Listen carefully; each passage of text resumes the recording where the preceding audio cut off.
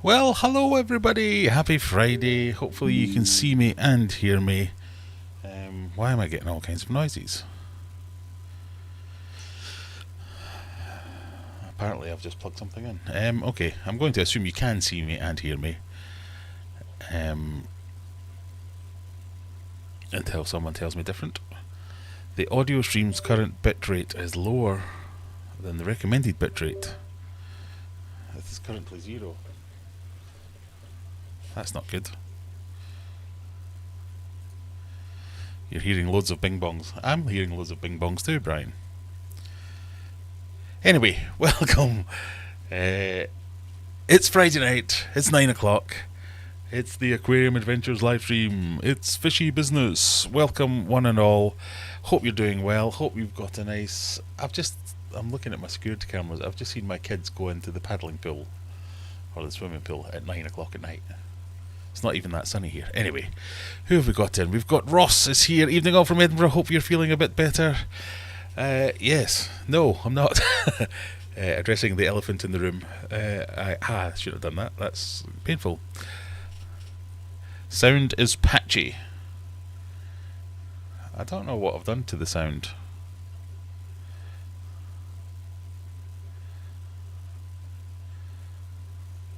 Well, crack on anyway. I'll bore you all to tears with my woes later. Mickey's Aquarium's in, as is Brian. Nice to see Brian. Hans, hi from Sweden. Hi Hans. Aquatic Moose is here. Silver Creek is here. Juggler. Lily from a sunny Bolton. It's not been too bad today, I must admit. It's not sunny, it's not cold, so hey, in between, we'll take that. Not many likes. There isn't many likes. There's only 8 likes and 20 something people in here.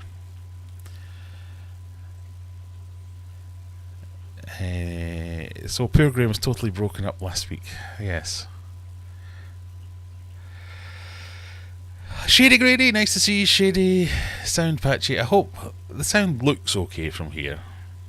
I think everything decided to unplug itself and replug itself back in, so hopefully we're back on the straight and narrow. We'll take that. We have a schedule of random chat, a couple of quizzes, and some Ask the Audience. If we go to Littleface, this is the current standings for the quizzers of the month. So we are 2 weeks into a 5-week August quizzing schedule. Juggler at the top with 6,500 points. Botty McBotty with 6,000 points. Tash, False Inspector and Stevie P rounding out at the top 5, as you can see there, hopefully.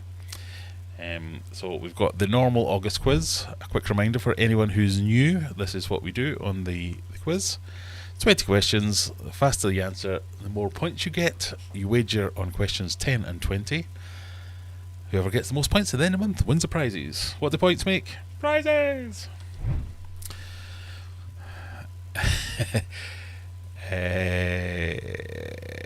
It must be Friday because there is indeed. Fancy boxing gloves you've got there. Is it tomorrow the boxing is on? Is this the King of DIY and various other people doing their boxing? Oh, that would have been a shame. I'd have to pull out. No, this is the result of... You remember last week when I said, oh, my hand's a bit sore? I finally went to the doctors. And, yeah. So...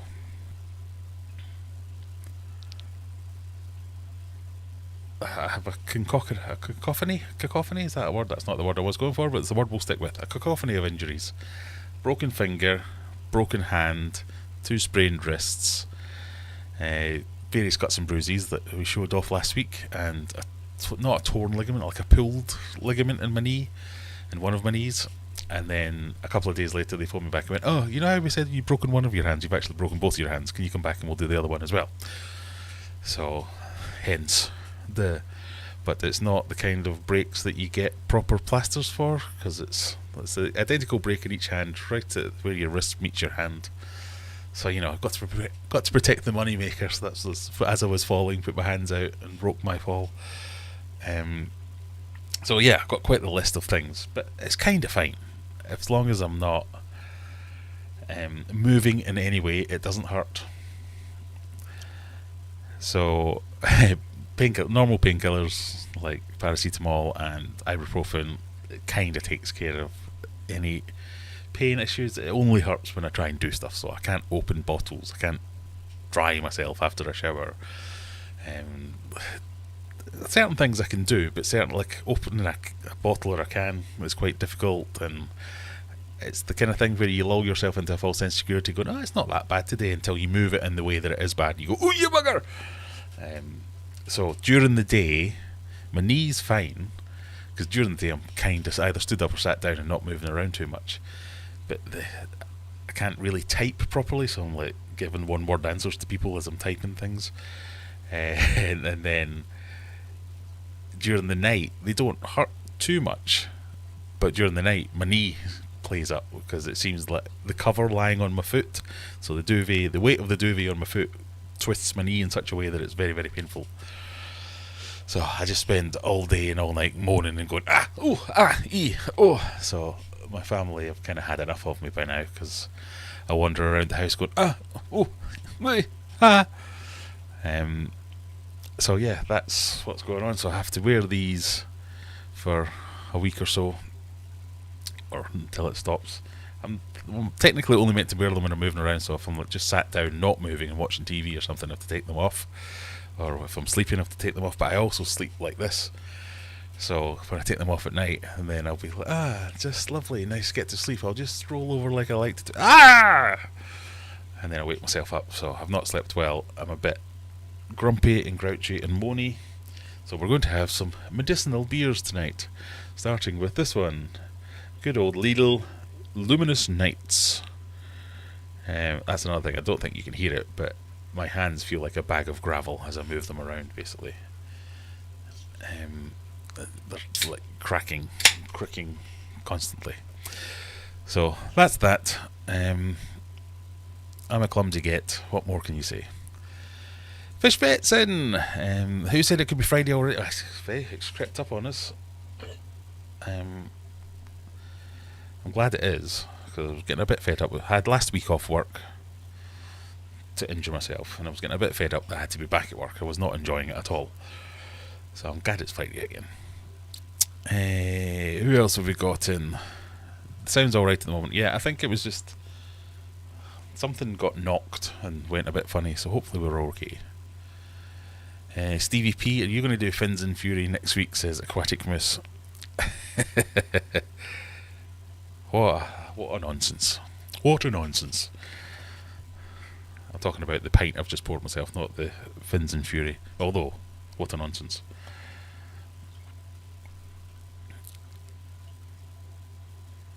Protect Stephen P at all costs. Definitely a lover, not a fighter. Juggler says it's my problem. Somehow if I move my mouth left, the volume went down. If I move it right, the volume went up. Tonight, UK time. Is that the fighting? I don't know. I will not be watching it, or have any interest in it, other than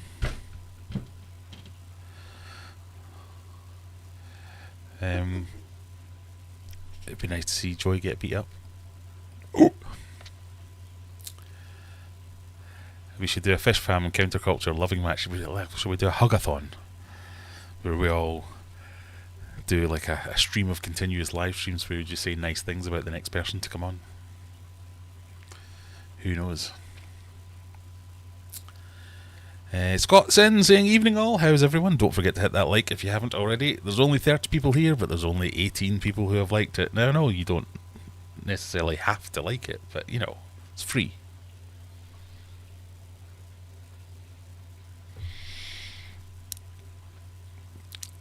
Nice mouthful of foam. I also can't work my shaver properly, so hair's a bit long, beard's a bit unruly. Aquarium Sheds in, thanks for the towel. Yes, I saw your thing today. I meant to comment on it, but I got distracted by flashing lights. Aquarium Sheds, he got the towel for winning, in inverted commas, You did win. I don't know why we keep saying this. The rules are clear. If I get a question wrong, tough. We're sticking with it. And I got a question wrong. You happen to get it wrong the same way. So you won. The things Graham does to get out of going back to work. I've been in work all week. I've just been... I've been chastised for being curt with people on Teams, where they'll send me a message like, "Oh, Graham, has the flux capacitor been recalibrated and we're ready to go back to the future?" And I'll be like, "No." Send. Like, "Oh, I just wondered if it had been done by now because the project schedule says this. Do you think you'll have a chance to do it within it?" Yes. Because I've got like one finger that doesn't hurt to type with, so I'm like, and they're all like, phoning me up going, "Why are you being, well, have I upset you?" And I'm like, "No, it's just very painful." Plus, anyway, let's not talk about work. Where do we get to? The fish room's in. Good morning, team. Good evening, Cam. I could send you some better pain. I don't really need better. I've got better painkillers, but the paracetamol's fine. It does the trick. And even the better ones I've got from when I broke my neck, they don't stop it when it triggers it. So I think just going into a full-on morphine coma for the little occasions where I tweak it a bit much.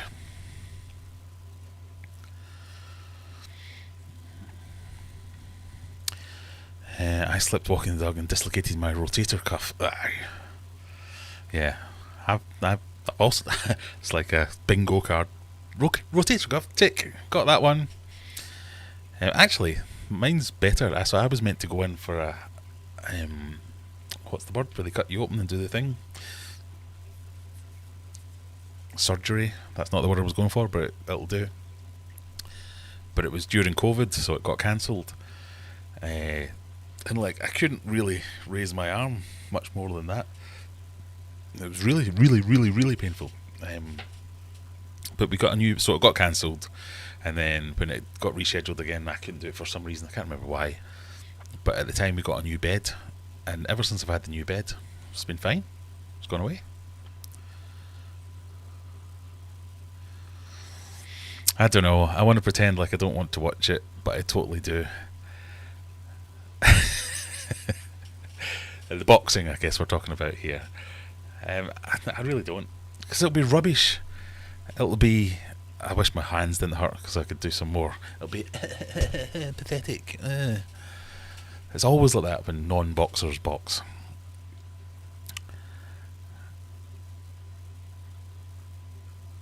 And over here for the gram, or is it the rhythm of the night? The 3 idiots talk aquariums. Yes, so we talked about this last week, didn't we? The three idiots talking aquariums, but a fourth idiot joined you. I shouldn't call her an idiot. She's. That was how I came across your podcast, so I started watching some of them.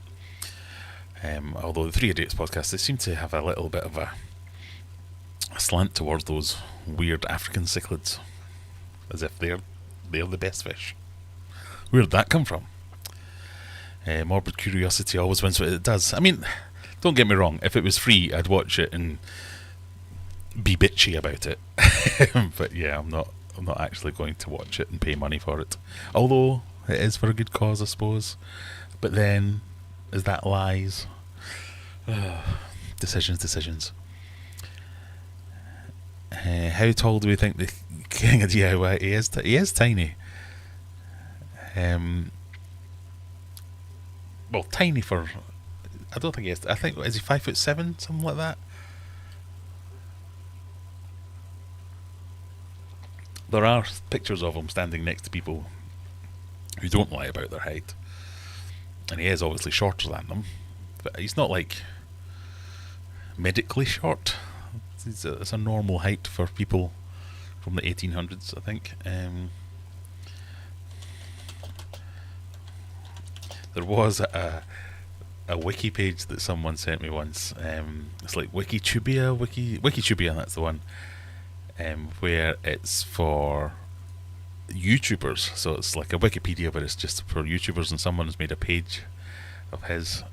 It was years ago. I know it's still there. But it was so slating. It was like, King of DIY is a YouTube grifter known for his scams and this, that, and the other. But no, I think it's probably been changed. Oh yeah, it has been changed a little bit. Oh, there's still some stuff. But I'm sure it had his height in there as well. But that's probably just someone being mean.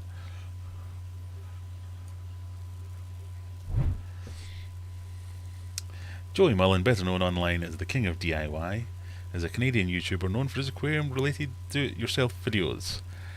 He joined in 2008 a range of DIY aquarium tips and tricks and tutorial formats he credits himself for, inspiring thousands of new aquatic hobbyists. I mean, that is probably true. He started a crowdfunding to finish building his aquarium gallery when he admitted getting in over his head and hugely underestimating costs, raising over 90 grand in a few days. Yeah, it used to be much worse than that, so he's obviously found it or something. Yes, and under personal information it used to have height, so that was obviously wrong. So I don't know how tall he is. I mean, he's not like midget short. Not that there's anything wrong with being a midget.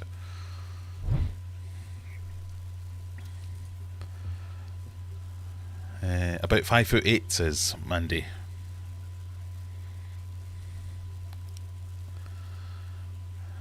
He built that 16-foot tank and looks like a hobbit.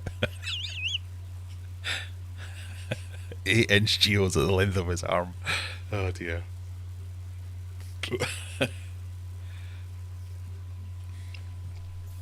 Hands up if you love DIY. Yeah, so that was one of my main reasons for having beef with him, was making an innocent comment along the lines of, as if I'm the king of DIY. Look what happens when I do DIY. But I made an innocent comment of going, why is he calling himself the king of DIY? Everything he does falls apart. And like proper rookie mistakes that a king of DIY wouldn't make. That was my whole shtick, and then that just snowballed out of control. Cocodamol 5030 will do that. I've got some of them. But yeah, paracetamols are fine. It's just meh.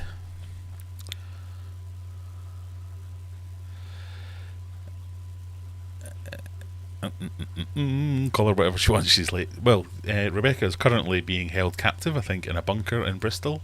She has posted on Discord that she's out on the town, but she's posted a picture of an Anderson shelter with nobody else in it, so I'm not sure if that's like a cry for help and we should send someone to rescue her.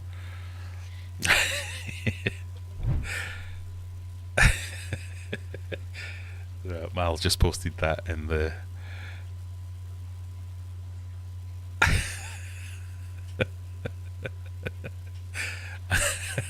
that's the fight card.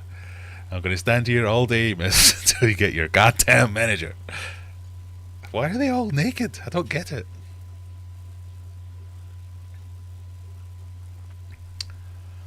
So, I must admit, the only two that I know are Lucas and Joey. Although, as that guy, I used to watch a channel about ponds. He was like a really mild-mannered. He must be about 90 if it is. I can't. Oh, yeah, it is. Eric Triplet, is that him? The pond digger? Yeah, I used to watch loads of his videos. But yeah, I don't know who any of these people are.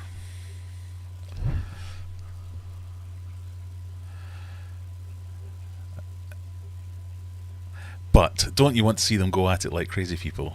I do. I can't help it. But if it turns out to be some WWE BS, I will be sad. Well, I can't imagine the king's ego would or could take it if he was to be beaten. Whether staged or not, I don't know.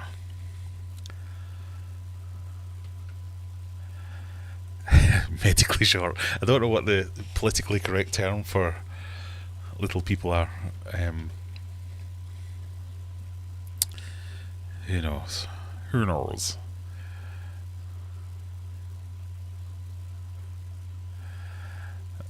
But I didn't mean to say the M word. Well, I'm going to get into trouble now.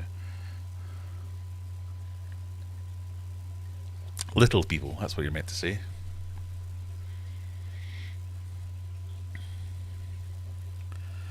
There's an actual difference between a dwarf and a midget, coming from a family of dwarves I lived next door to. Yeah, well, dwarf is alright, isn't it? Because it's dwarfism. Is midget just a slur? I thought there was a midget thing. Who knows?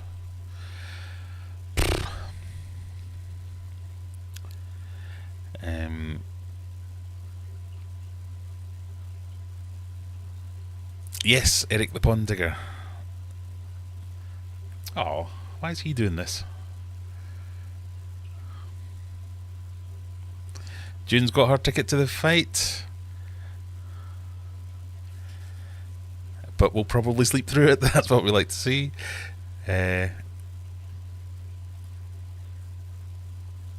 Or, and hear me out, you don't say tall people, so just call them people with dwarfism.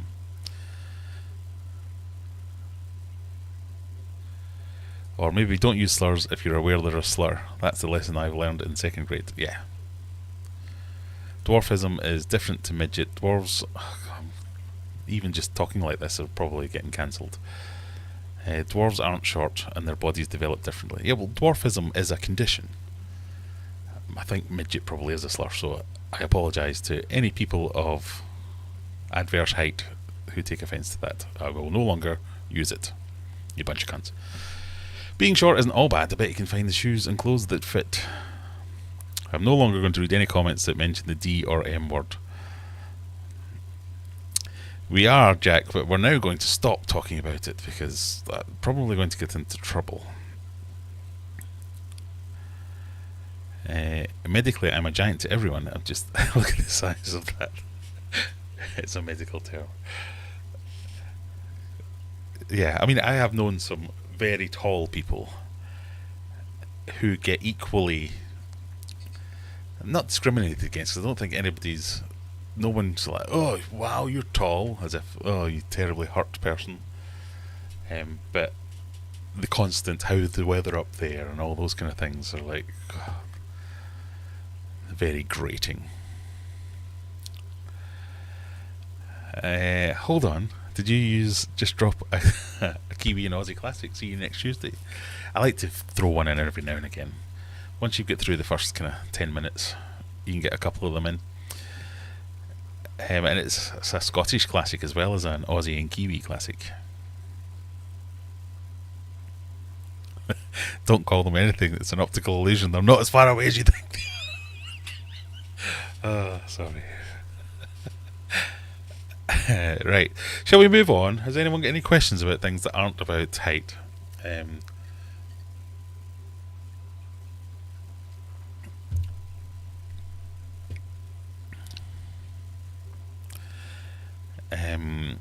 Just treat people like people, no matter. I normally do, but I can't keep up sometimes, and accidentally will use something which is I should know better and wouldn't.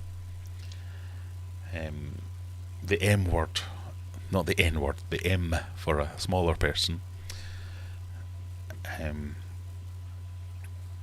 wasn't a slur when I was a kid, or I didn't know that it was. So now that I do, we're good.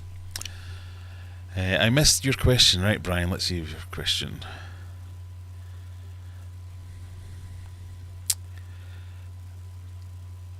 I can't see a question from you, Brian. Feel free to ask again. The rumour mill is running Jack Watley discus. What's the T? Oh, I don't know. What is the T? I should know that, being a discus person. There was a bit of tea. Was it tea?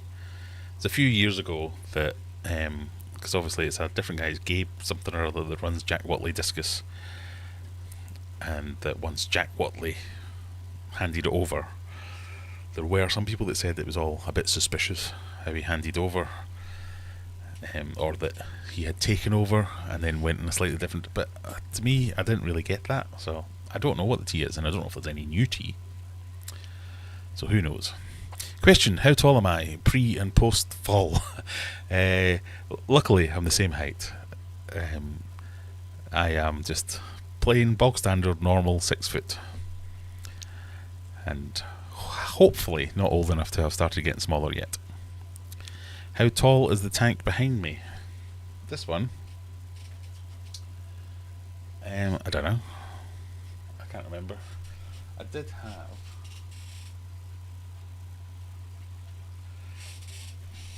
I must have bought about 10,000 tape measures in my time, and I can never. Ah, there it is. I was just thinking I used 2 earlier today.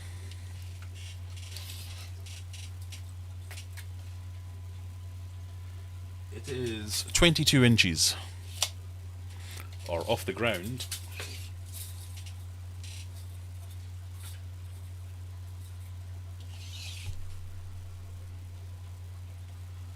Uh, 58 inches off the ground.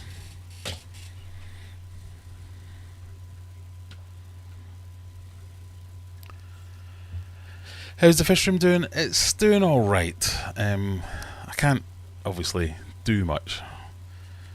So there's a bit of an algae build up, a bit of an algae bloom in some of the tanks, but it's not too bad. We're hopefully in the next couple of weeks going to have a new edition that the fish vet and I have been discussing offline.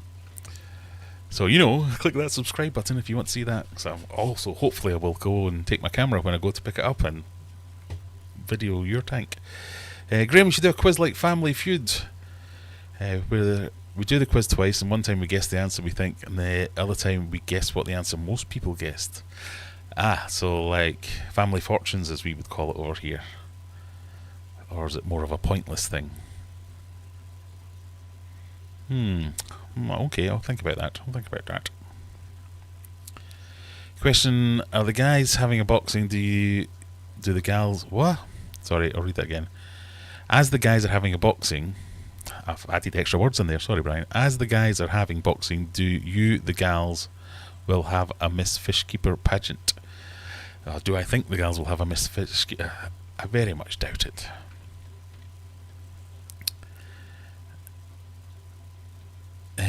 James Watley, discuss. I don't know. I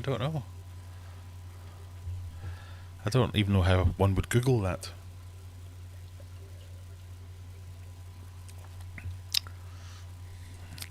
So I'm taller than Graham. Yeah, well, one of my sons, who's 14 at the moment, is that much smaller than me, so it'll not be long before he's bigger than me.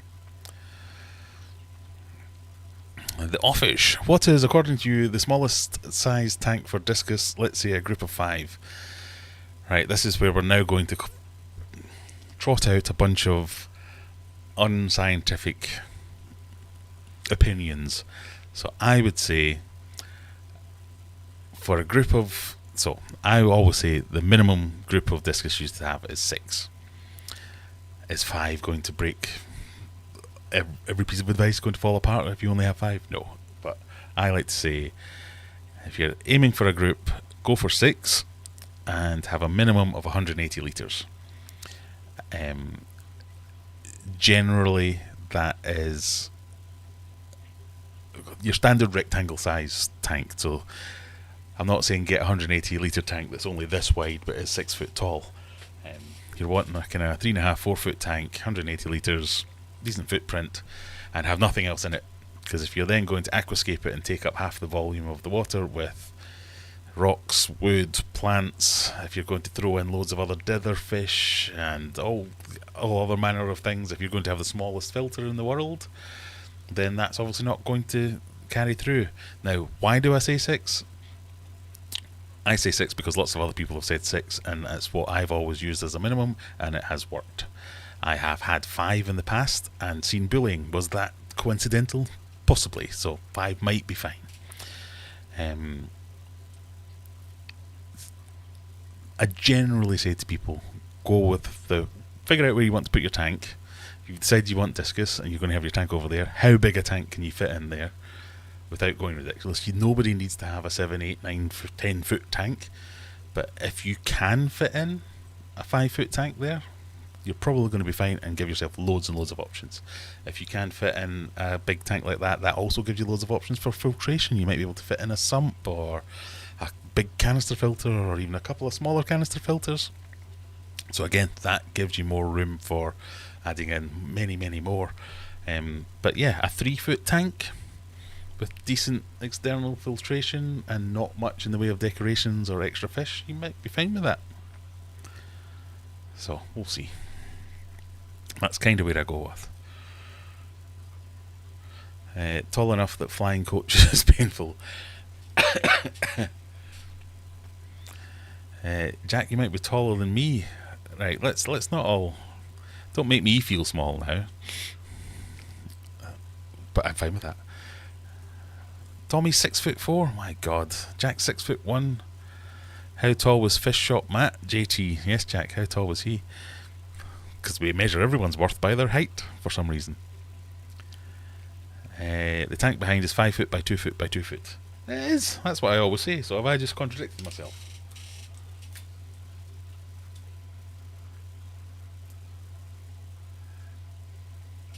I have, because it's only 22 inches high, not 24.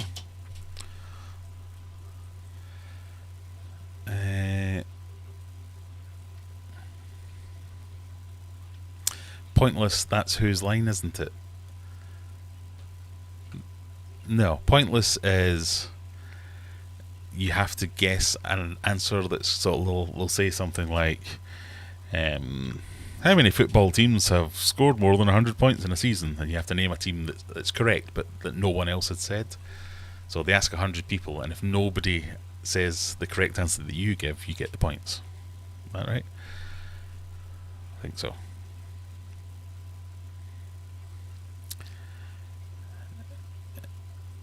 I'm tall, but it's too short for my weight. Yeah, me too. I'm with you on that one. I've been this height since I was like 12, though. It's a bit warm in here.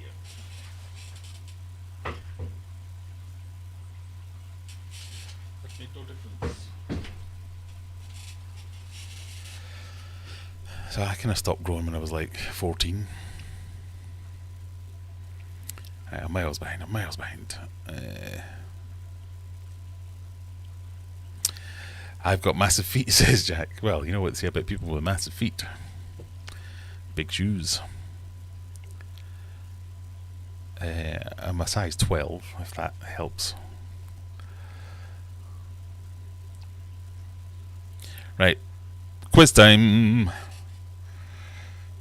Remember, as I get this set up, this is the rules for quiz, as they say where I'm from. Can I find quiz? Come on, Graham, you can do it.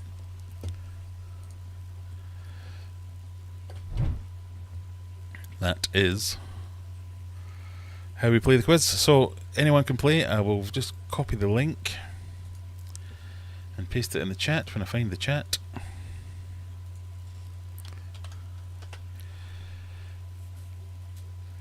So anyone can play. It's just a bit of fun. More the merrier and all that kind of stuff. What are we talking about now? Some 48s I can fit in. 48.5. Oh, shoe sizes. Okay. I have no idea what I am in Euro sizes.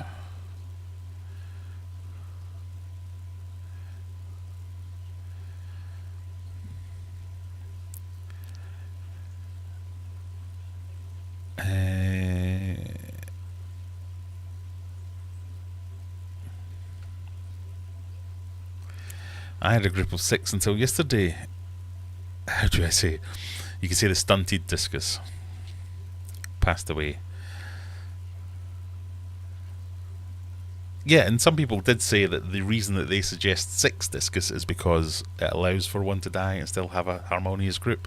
But I think once, many years ago, someone said 6 is the minimum you should have, and everyone went, alright then. And it stuck.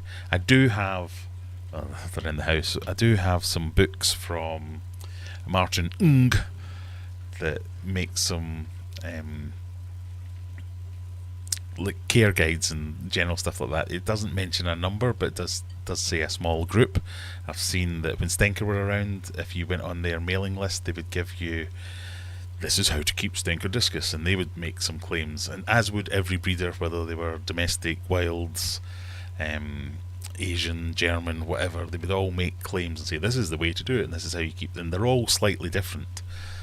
So that's why I don't like just trotting out these things, because I'm trotting them out because someone else trotted it out. It's something that I have experience in, but did it work because I followed that advice, or would it have worked if I'd done things slightly differently? Who knows? Who knows? That tank's so old it shrunk.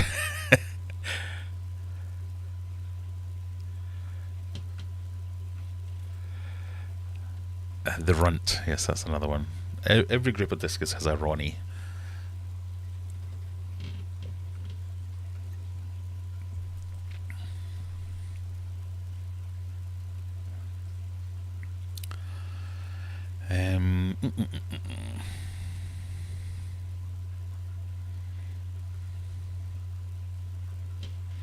I only know my Euro size because I can be a total I only know Euro sizes because sometimes I go to the decathlon and they measure everything in Euro sizes. I am a Euro 47. I feel like I'm giving away personal information bit by bit that somebody can steal my identity now. They'll be like, haha, I know he banks at NatWest and his shoe size is 47 and his mother's maiden name.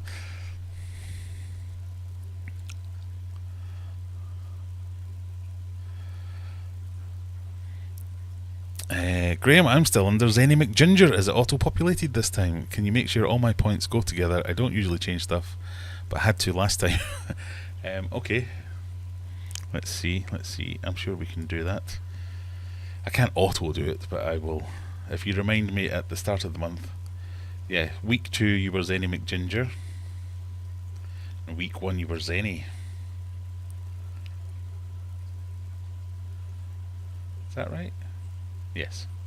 Okay, I'll add them. So you're in the top 10 just on Zenny alone. So actually, Zenny McGinger, we have to add on another 997 points to that. So that shoots you up a bit. Get you. Right, are we ready? We've got 21 players ready to go. And we have pictures of them, so yes, let's not talk about that though, eh?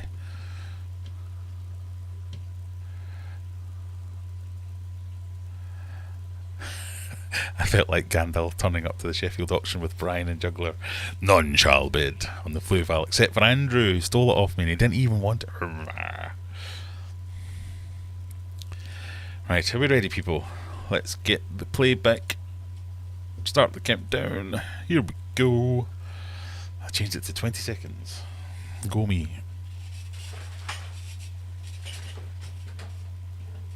Ow.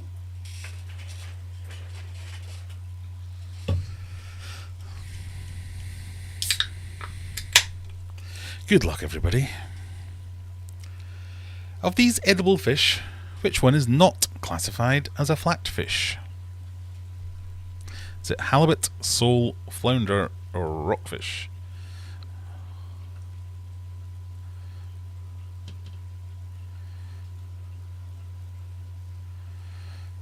Technically a fish question. What is wrong with me?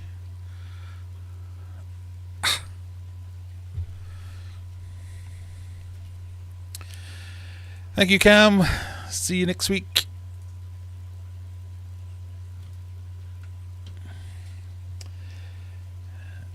So, most people think it's a rockfish because it's a rockfish. It's as simple as that. Well done, everyone. Fastest finger first was Sleeping Beauty, which I think is a dig at me. Then Timbo, then Zenny McGinger. Are we ready for question 2, everybody? In Finding Nemo, the great white shark is named Bruce as an homage to A, the Deep Blue Sea, B, Shark Attack, C, Jaws, or D, Shark's Treasure.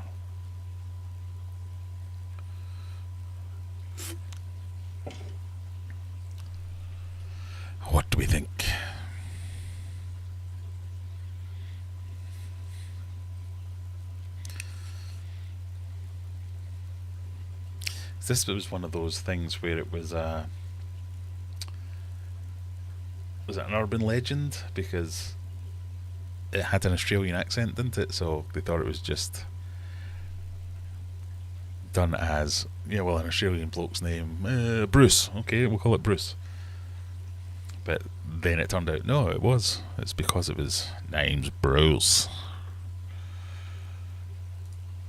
It was Jaws, because that was the name of the... In fact, I think I've written this down. Although Bruce is a common nickname for Australian men, the great white shark in Finding Nemo was named Bruce as a tribute to the mechanical shark in Jaws, because the director, Steven Spielberg, named it after his lawyer. Lawyers, sharks, pa pa pa. Well done. So it was indeed Bruce. 2, joint first, juggler and Zenny. Sleeve and booty. Tommy says, I have a false story of how I lost my finger involving flounder fishing.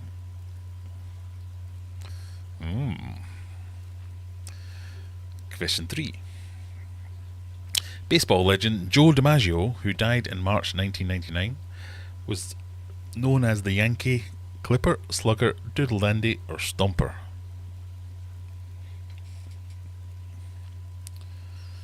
This was taken from a series of questions saying things that are 25 years old.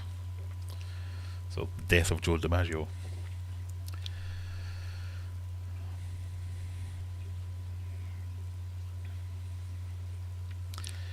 So, most people going for Slugger. Most people going the wrong way. The answer was the Clipper. He was known as the Yankee Clipper. One of the many nicknames bestowed on New York Yankee legend Joe DiMaggio, the winner of 9 World Series rings, second only to teammate Yogi Berra's 10 for most of all time. So there you go. Hey, T-Man is up in first. Oh my god, Y2K is almost 25 years ago. Tell me about it. I'll tell you my Y2K story after this if you remind me. And want to be bored. Question 4. What dictatorial leader watches over citizens in George Orwell's dystopian novel 1984? Is it Big Daddy, Big Papa, Big Brother, Big Father?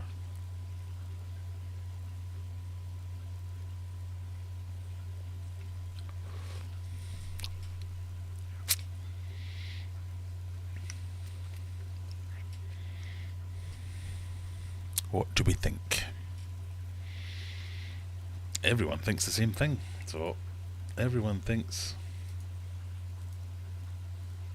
Uh-oh. It might be broken. I think it might be broken. We'll give it a second, see if it catches up. It does this last time. But the answer that everyone went for was C, Big Brother.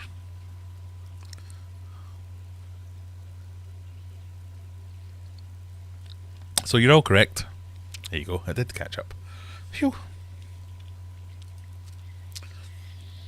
The idea of Big Brother, introduced in Orwell's novel 1984, which was made in 1949, has since become a common phrase used to describe government overreach and authoritarianism, as well as a TV show about locking people in a house. What was the other thing I was watching the other day? Oh, Demolition Man with Sandra Bullock and not Jean-Claude Van Damme. The other one, Sylvester Stallone.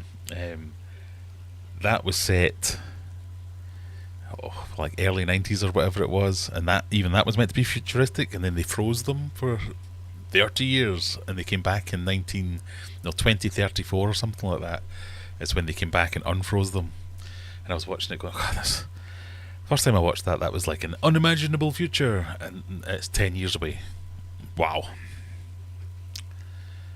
And where are my self-driving cars? Oh yeah, we've got self-driving cars. Where are my... I kept watching all it going, that's not happened. The only thing I think that hasn't happened is the 3 seashells to wipe your bum. Who knows? Right, that's left everyone Tommy's still in front. Carter, Tropical Tank TV, Zany McGinger, Sleeping Beauty, and Juggler dropping down. Question 5. What style of poem traditionally consists of 14 lines finished with a rhyming couplet? Is it a canto, a ballad, a sonnet, or an elegy? Tommy, the 3 seashells.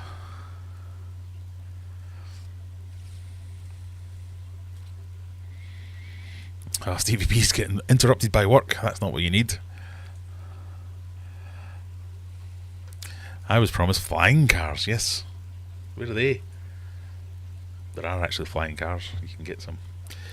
Anyway, let's see how cultured you lot are. What style of poem is, or poem, if you're from Glasgow, traditionally consists of 14 lines finished with a rhyming couplet?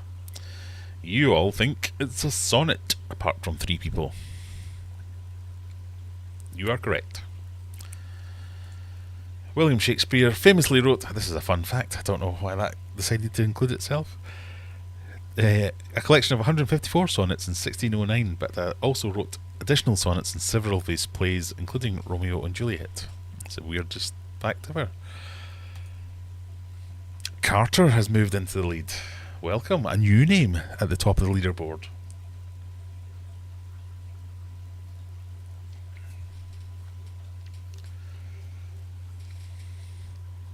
Question 6. Which of these best-selling whiskey brands is not a bourbon? Jack Daniels, Jim Beam, Maker's Mark, or Buffalo Trace?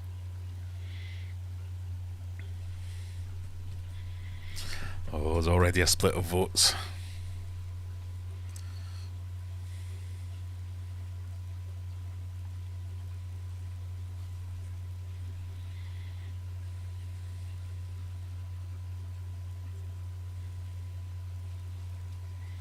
I think Stephen's got it on the nose. So it's quite the split. Jack Daniels, Maker's Mark, and Buffalo Trace, all about the same. Pardon me. The correct answer is Jack Daniels. It's a Tennessee whiskey. And so, although it uses the required mash to be considered a bourbon, Jack Daniels filters its whiskey through charcoal in a step known as the Lincoln County process, making it technically not a bourbon. And that's why I don't like Jack Daniels.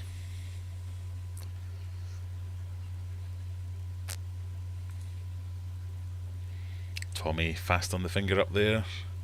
Not as fast as Stevie P or June, or indeed False Inspector. Got a 78 on that one. Scott says, I've got a bottle of Jack in front of me. How did I not know that?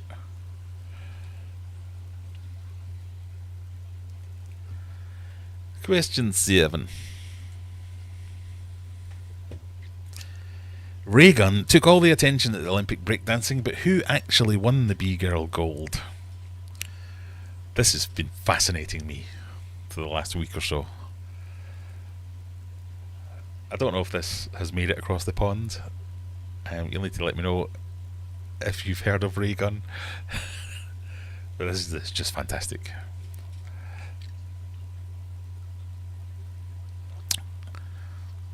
I could be in the Olympics.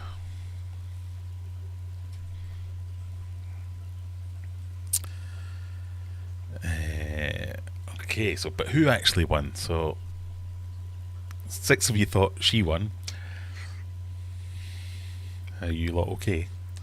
10 of you thought it was Japan, 3 thought Lithuania, and 5 for the USA. Did you read about the crap she pulled? Yeah, there's like a whole story behind this. There's a backstory. There's tea on the ray gun. So go back and watch that. She's shiesty, she is. I didn't watch the Olympics, but I've heard about her for sure. Yes. So the correct answer was Japan. Free European holiday. Yeah, that's what she was going for. But oh God, everything about the story just no, Graham, You will do the quiz. You will not get sidetracked. Question 8. Which Hollywood Chris frequently gets caught in lightning and thunderstorms? So making you think about it a little bit. Is it Chris Evans, Chris Hemsworth, Chris Pine, or Chris Pratt?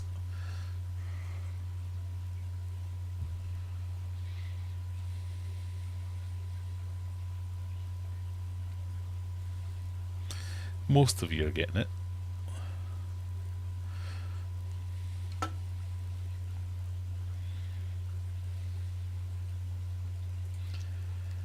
Most of you going for Chris Hemsworth, lightning and thunderstorms, you know, what, like Thor and all. It's Hemsworth. As of 2023, Chris Hemsworth is... Why is it put 2023? It's 2024 now. Has played Thor, the God of Thunder, in 9 Marvel Cinematic Universe films. Lucky bugger. Tommy still in the lead by almost 100 points over False Inspector and Stevie P. As we go into question 9. Which member of the Beatles is barefoot on their iconic Abbey Road album cover?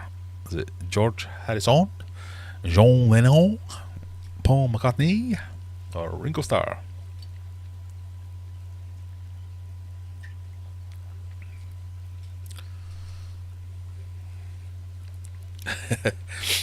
We even have cryptic questions in the quiz. Yeah, I thought I'd throw in a little bit something like that. You've asked this one. No, last week we had which one of them was wearing a blue coat on Sergeant Pepper's.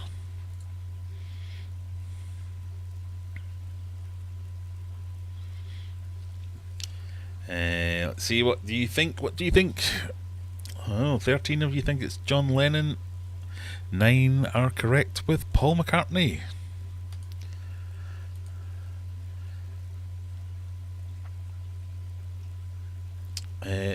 Okay, there you go. Some fun facts for you. Don't know what's fun about it.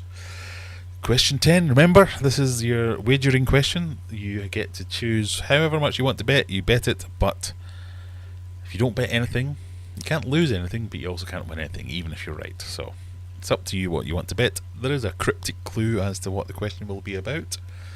So, you know, go big or go home, some say. Can you name the famous baby? What could this question be about?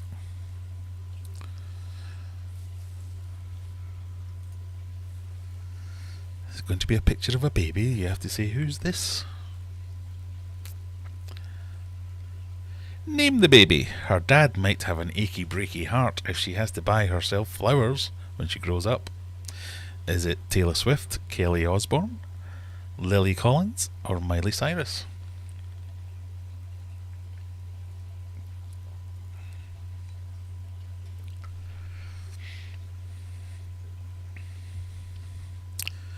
What do we think? Stevie P, that was easy. Sometimes I'm not trying to get you to lose all your points. Sometimes I'm kind.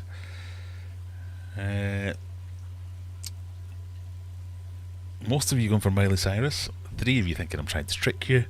It was indeed Miley Cyrus. What's that done to the scores? So this will be all about who bet the most.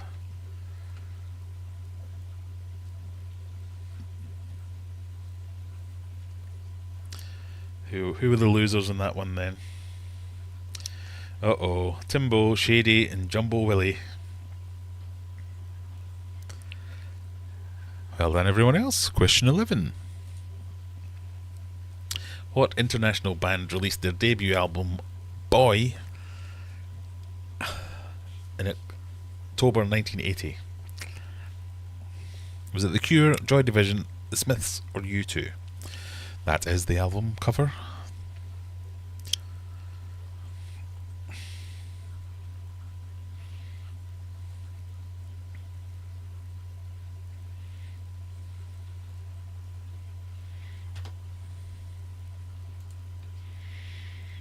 Ooh, I thought that would have been another easy one.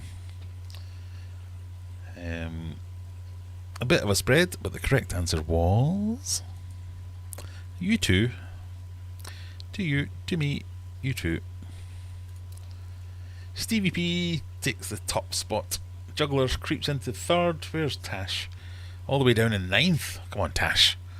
You need to catch up. Question 12.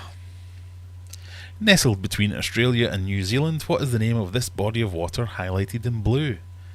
Is it the Bass Strait, the Coral Strait, the Indian Ocean, or the Tasman Sea?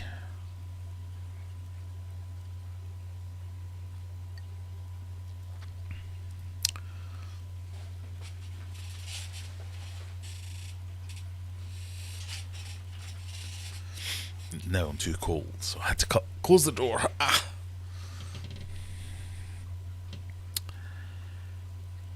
Right. Overwhelmingly, you think it's the Tasman Sea. Because it's the Tasman Sea. Well done, everybody.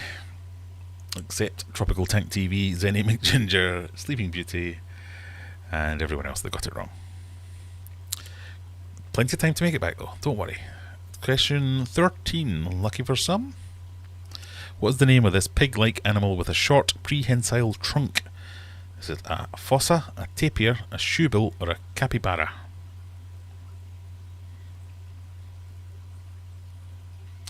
What do we think?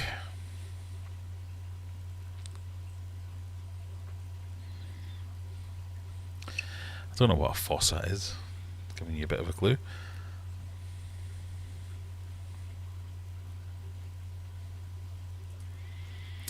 The correct answer is a tapir, which almost, in fact, actually everyone got.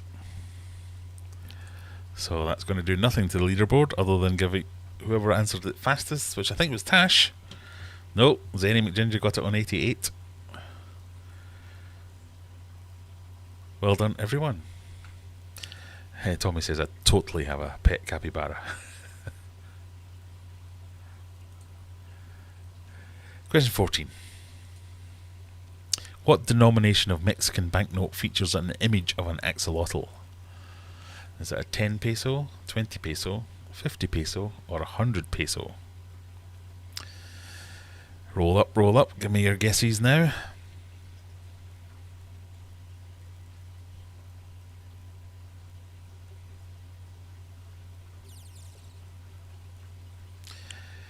Capybaras like belly rubs, says Stevie B. I have a lot in common with capybaras. I can't remember this time. Dang it, says Mandy. Andy's covered the amount this time. Yeah, if you squint, as Juggle says, it looks like a pixelated 50. If you squint really squintily.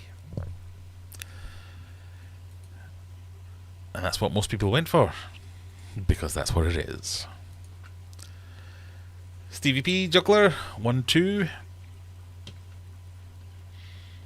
If I remind everybody about the rankings, the Juggler's like 400 points ahead of Botty McBotty, who's 800 ahead of Tash, who is 800 ahead of False Spectre, who's 10 ahead of Stevie P. So we need to make some inroads here into Juggler's lead. Question 15. This is the logo for which technology company? So this is the fastest finger first one, surely. Surely we all know that.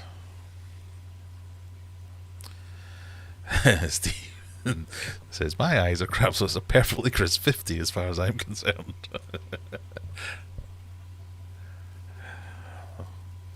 Oh yeah. I think we're all going to get this one. Indeed. Everyone thinks it's Microsoft. Stevie P 90 pointed that one. Let's see if you were beaten. Was the right answer? Oh, you were beaten. 91 from Juggler. Any other 90s? 93 from Sleeping Beauty.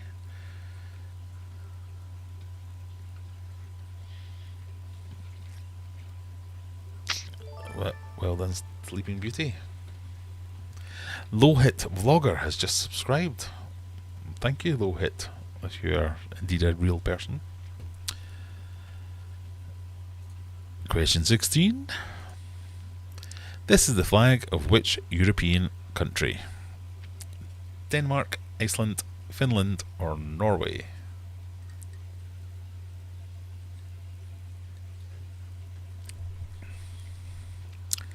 I included this one because this is one I always get wrong, as are many of you.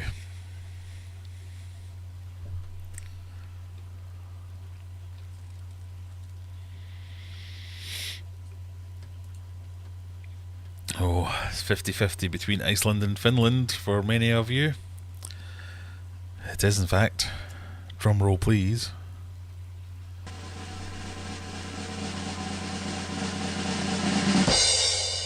Iceland.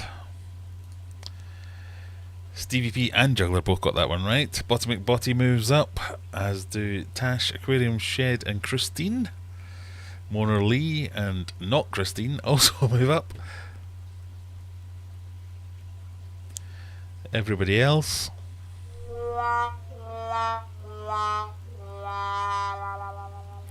Question 17.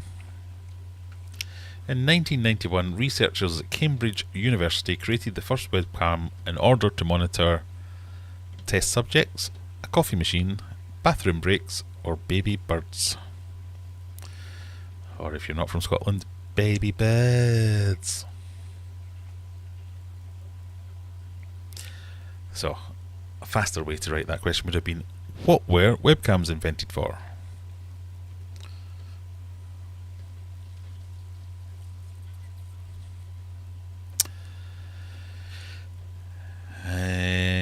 Okay, not everyone going for it, but coffee machine was the right answer. Well done. Researchers at Cambridge were sick of taking trips to the faculty lounge only to find out there was no coffee, so they built the first webcam to monitor it to make sure they didn't waste a trip. Oh, False Inspector makes it into the top 3. Tommy making it in just outside in 4th. There's some moving and some shaking still to do here tonight. Question 18. What small West African country is highlighted in red here? Egypt, Gabon, Kenya, or Sudan?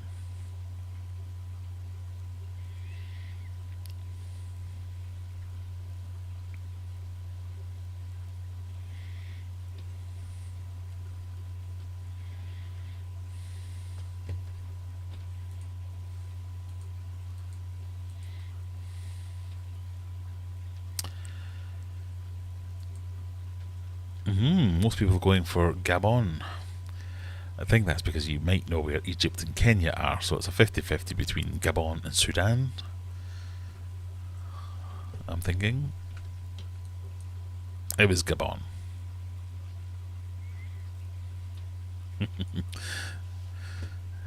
Geography again. I'm going to break Graham's other body. I don't have many left that aren't either malfunctioning or broken. Oh, Juggler and Stevie P in joint first. 100 points ahead of False Inspector. Oh dear. Right, question 19, penultimate question.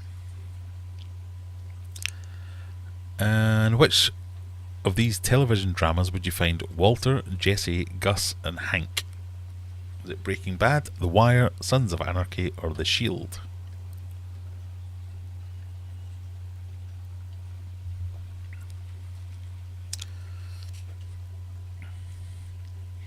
I've just started rewatching The Shield. It's very good.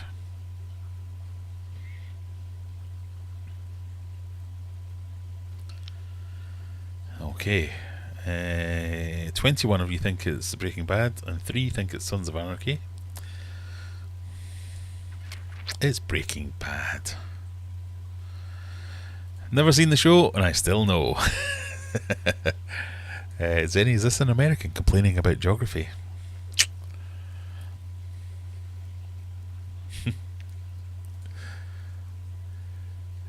Right, final question. The standings are Juggler in first, Stevie P in second by 1 point.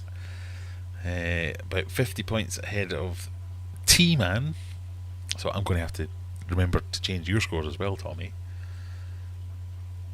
But remember, the last question is a wagering question, so big points to be won or lost on this one. Are you going to be brave enough to go all in? Let's have a look. Question 20. Can you weather the storm? What could that be about?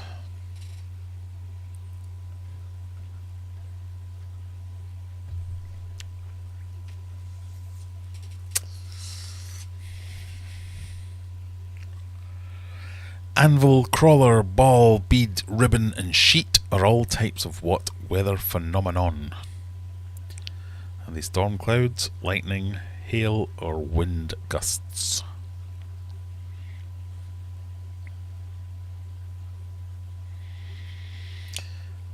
Again, I've gone easy. I think this is a fairly easy one. So it's more about fortune favouring the brave on this one, I think.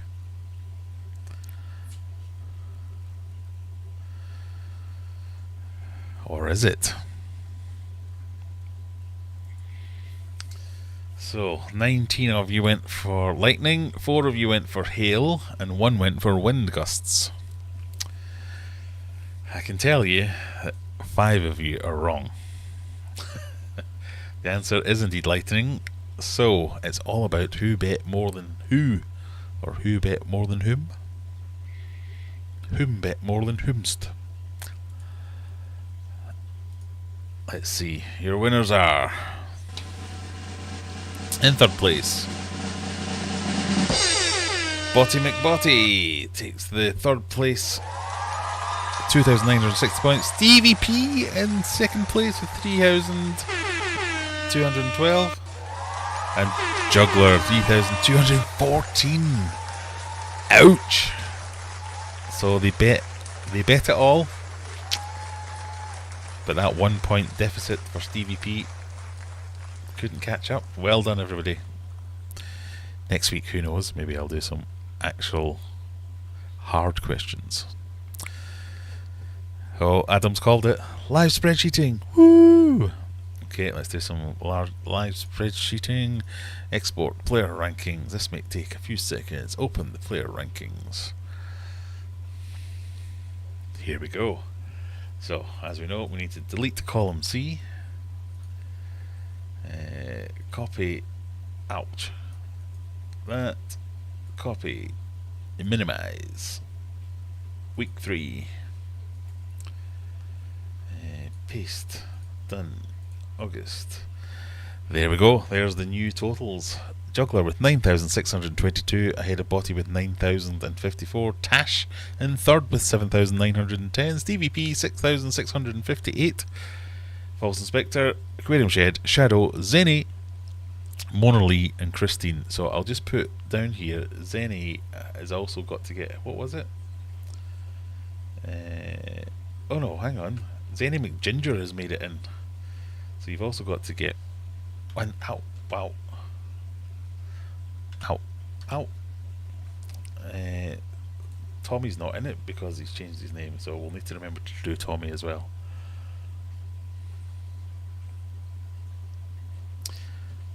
So I think that takes you up to above Shadow.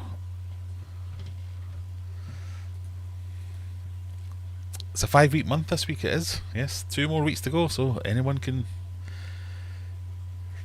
I don't know, anyone can nobble Juggler's internet so he can't play 1 week.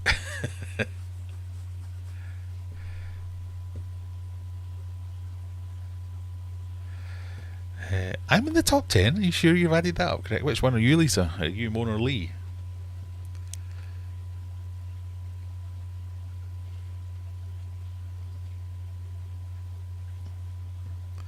Yeah, feel free to skip a week, Juggler. Who's Botty McBotty? Reveal yourself. I'm sure you've done this before, but I can't remember.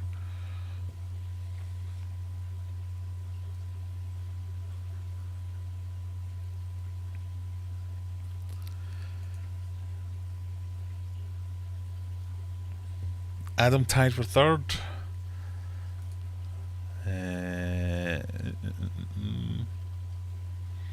Oh, Adam's Botty McBotty. Or False Inspector. can't remember. Adam's false inspector, aren't you?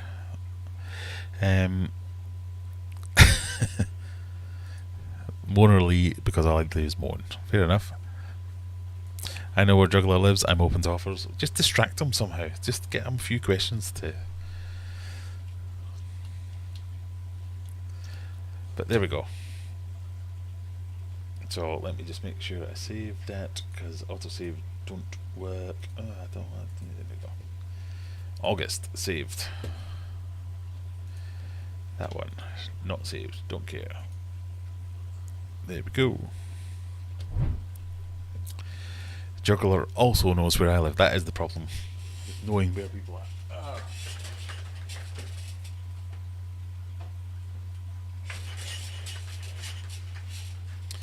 So we do have one more quiz going.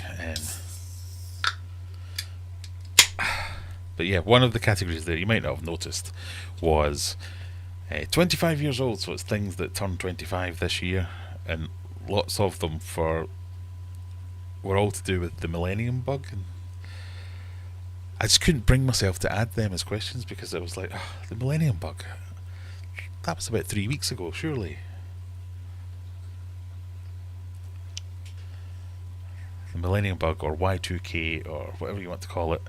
For those of you that can't remember, I was paid an absolute fortune to sit and watch a screen on Hogmanay or New Year's Eve 1999, even though I knew nothing would happen, and I had spent days, weeks, months figuring out everything that could go wrong and that might go wrong and how it wouldn't go wrong. They said I wanted me to be there to watch it and go, and click, it's the year 2000, everything's fine. Told you. I think I was on like quadruple or 5 times day rate as a contractor to sit and watch this. In fact, I might even have been double that. It was like 3 or 4 times. It was double rate, and then because it was Hogmanay and I was Scottish, I refused to work it. But I was the only person that was senior enough to be able to fix it, and junior enough to be able to be forced to do it, but also Scottish. And I was like, this is like, it's a religion for me. I can't not do New Year's Eve. I've got to do New Year's Eve. You'll have to pay. So I got double time for it being out of hours, an extra triple time for it being New Year, and then like 2 more double times for me being Scottish and being forced to work it, to sit there and go, and nothing happened. Right, I'm off. Bye. Oh, the biggest whiz I've ever seen. I was on call in case the security server went down at a large American retailer. Yeah, there was loads of people who made an absolute fortune. I think I got like just about a month's wages in one night to watch nothing happen. And even if something had happened, I wouldn't have been able to fix it, because I would have needed other people from other disciplines who weren't willing to work it. So I was like, yeah, that's easy. In fact, I'm pretty sure I remember playing, so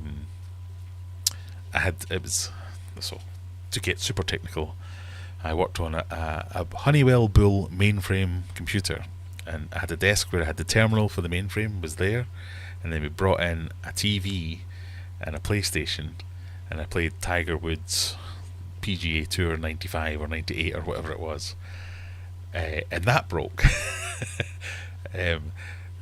which maybe did make me go, oh, what's happened there? But yeah, I got paid to play Tiger Woods for 2 or 3 hours. It's great times.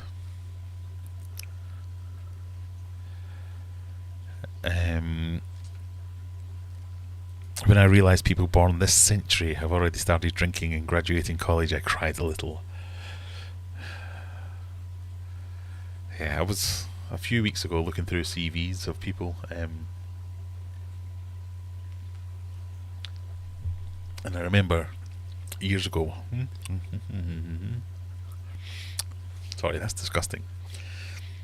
Years ago, looking at people who had dates of birth in the mid-80s or late 80s even, going, Who's this kid going to know? Ugh. And now it's like, oh yeah, they're like, my manager was born in the 80s. How did that happen? Exactly. What am I going to do if the whole world goes down? Exactly. When I was at the garage, I always ended up working Hogmanay, even when I said I'll swap your Christmas shift. Now, do you mean the garage as in you worked at a garage, petrol station or mechanic's place, or the garage, the nightclub in Glasgow? There you go. I knew someone like Scott would come along. Come along. There's me, 4 years old. 3 years old. Born in 1996. Yeah. But this was kind of a petrol station, okay. This was kind of Y2K. That was like peak IT times. If you worked in IT, you could basically write your own ticket when it came to Y2K. I remember taking my car in to get new tyres at like a local quick fit or something like that, saying, right, I need these new tyres. And don't get me wrong, I'm not the manliest of men, or maybe I am the manliest of men, but garages, mechanics, they're manly men, and I always defer to them whenever I go in. They're like, oh, what's the problem? I'm like, I have no idea. It's making a noise. Whatever you say, I'll believe you. Hold my hands up. So I used to always like, oh, you're going to need some tracking. Am I? Oh, all right then. Knowing that they're taking the piss, but I don't know any better, so fine, we'll go for it. I'll have 2 trackings, please. But yeah, going in there, and they were like, oh, so you're going to need tracking, and we'll probably change your brake pads need doing as well. Oh, yeah, whatever. What do you do for a living? Oh, I work in IT. And they were like, oh, really? Now, you couldn't just come in and have a quick look at my computer and make sure that it's going to be Y2K ready, because that was the thing. You could get, I remember people got these stamps made up going, Y2K ready.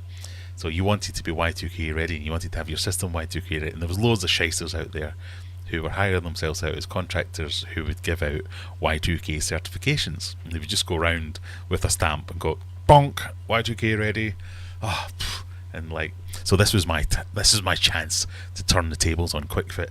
So they were like, yeah, you need some brake pads, and we'll do your tracking and alignments out. Oh, we'll sort that out as well. What do you do for a living? Oh yeah, I work in IT. Oh really? Do you know anything about this Millennium bug? I do actually. Yeah, that's a big project that I'm working on at the moment. You couldn't just take a quick look at what, like you're having a quick look at my wheels. I'll have a quick look at your, yeah, one for one. And I got 2 free tyres, free tracking, wheel alignment and brake pads. Turns out in the end they didn't change my brake pads, they just told me they did. But still, I feel like I did quite well out of that one. So that was my Y2K story, where I got myself 2 free tyres just for sitting in front of someone's computer and going, Windows button, control panel, CMD, run as administrator, dir/all, and there used to be, I can't remember what it was, but there used to be a command where you could make it, if you go into control panel, you could make it turn green, so it looked like a terminal. So it just looked, so that all these like, mechanics staring over my shoulder, and I just turned it green, typed in did a couple of directory listings, going, okay, let me just check that. Netstat, ipconfig. Yeah, there you go. Yeah, I've done it. You're Y2K compliant. Some people are charging £2,000 for this. That was brilliant. 1971 was a great year. No, this was 1999. There was a guy we called 1980 because we couldn't believe we were hanging out with someone born in the 80s. Can you describe the noise it's making? Yeah. I'm not mechanically minded. I think I'm getting more and more mechanically minded. One of my favourite genres of YouTube video is people fixing cars and doing up cars. But I will still defer to the man in Quick Fix. I don't really know what's going on. Don't get me wrong, I can flash a car's ICU, no problem at all. But when it makes a noise and a bump, and I'm like, oh, what's that? No idea. Can you describe the noise it's making? That was my favourite question to ask people that said their vehicle was making a noise. People are hilarious. Well, right, let's try this in reverse, because I've got a car at the moment that when you're driving straight, it doesn't make a noise. When you turn left, it makes like a grinding noise, like a but when you press the brake, it stops making that noise. Or if you turn right, it stops making that noise. What's that? Is that a brake problem? Is it a wheel bearing problem? I've been to 2 garages who have found no problems, yet it still makes a very loud, audible noise.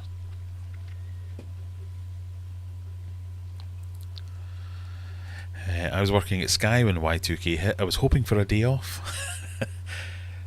Well, the company I worked for last year, well, just over a year ago now, we got hacked.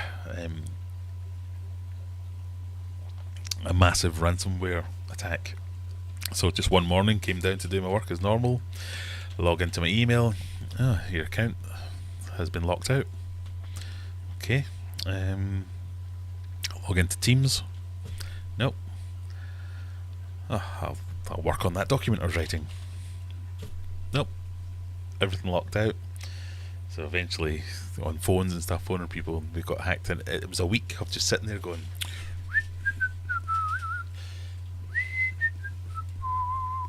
And I get charged out at something like 1,200 quid a day. So it was just a week of me being paid to sit there, unable to do anything. Not even allowed to talk to any of my clients in case we gave them any kind of indication that our security wasn't all that we said it was. Good times.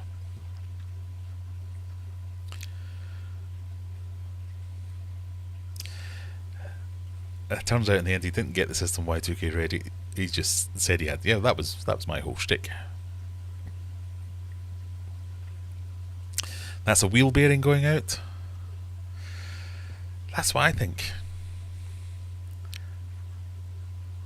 Lisa thinks it's a disc. See, I thought it was brakes because when you put the brakes on, it goes away. So is it like a disc that's rubbing? Or, I don't know, sometimes they have these little indicator things that let you know you need your disc changing, but we took it in. It's my wife's car, it's not my car. We took it in, got them to look over it. They changed all the brakes out. They did a brake service, because apparently I had to have new brake lines and everything at so many thousand miles. We did all that. It still makes the noise. The grinding noise is oh god, it feels like a grinding noise, yeah. That's the flux capacitor charging up. Thank you, Tropical Tanks. Or you have something stuck in your dick. I beg your pardon.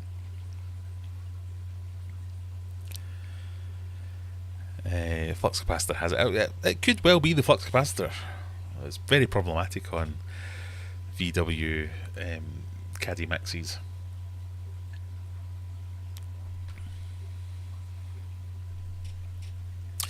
Adam7, how you doing, Adam? Nice to see you here.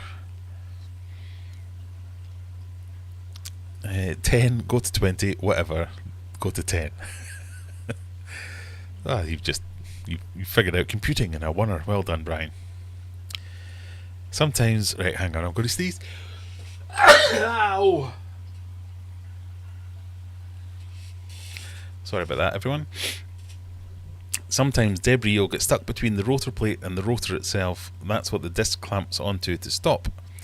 Check front and back around the plate or shield of the rotor. Yeah, I've looked. There's nothing I can see. But I'm also the kind of guy that will go, oh yeah, mechanic in time. Get some tools, hit some stuff. I don't know. I can't tell what it's meant to look like. It would get louder if it was a disc and you hit the brakes. Yeah, I suppose that makes sense. A bit of grit or dirt on the brake shoe. Yeah, well, Tommy, you seem to know what you're talking about. Can you just nip over and have a quick look? Having something stuck in your dick would definitely grind your gears. You're not wrong. You're not wrong. Right, let's get. We'll do some more fault finding on Graham's wife's car, but we'll get the Eliminator number 17 lined up So as everyone that wants to play can get ready to play, copy link address, find the chat, stick int chat. Anyone that wants to play the Eliminator. This is the Eliminator.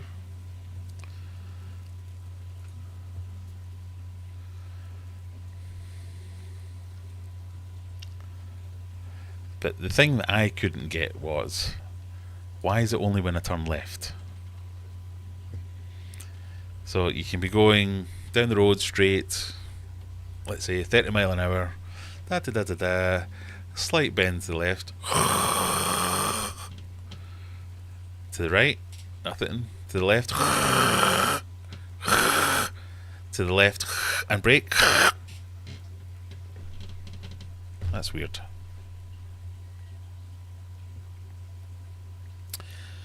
Hey Adam, bless you. Oh, thank you. Thank you. Thank you. It's got to be a wheel bearing. I've run garages.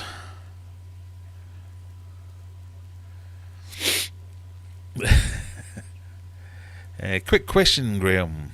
Remember, if you have a question, stick question in your question. I might see it better. Have you ever dabbled in the YouTube Brand Connect section? Now, it rings a bell. I'll say that much. Let's have a look.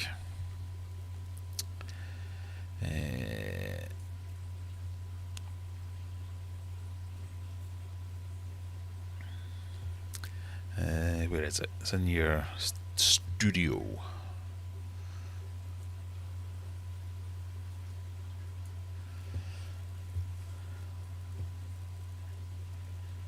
Can you remember where it is? I have. The answer is yes, I have dabbled in the Brand Connect section, but I can't remember where it is. Because it gives you your, like, I have so many million views on, you should pay me so many pounds per 100 views to advertise. Is it promotions?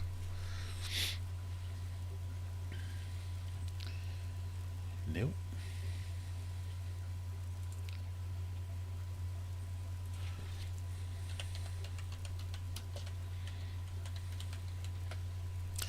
I do remember playing with it and going, this could be useful, and then immediately giving up on it. Is it Earn? It is Earn. Brand Connect. So, welcome to Brand Connect. So, while I have played with it, I haven't done much. So, let's see what my media kit is. So there you go, I have 53,000.2 subscribers, 718 videos, 30,000 unique viewers this month, 39,000. That's not right. I have had a bit of a slowdown this month, but I thought it was definitely more than that. That's not right either.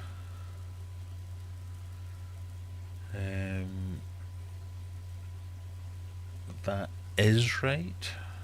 That's not right either, because apparently Pakistan, I'm big in Pakistan this month for some reason, I don't know why. So this must be the month before last, maybe.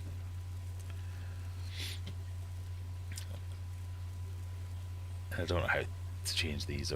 So the answer is I've dabbled, but I don't know what's going on. If that helps. I'm sure that doesn't answer your question, but who knows. Because the axis the vehicle goes to when you turn left, it's pushing harder on one side of the hub itself. It kind of sounds like you know what you're talking about, Tommy. I'm going to take your advice now. Diagnosis: car has popcorn kernel stuck in the throat. car knackered. The PDF you can produce is handy. That's the so you can get a. I think you have to make sure the PDF it produces says the things you want it to say, because you can just do this.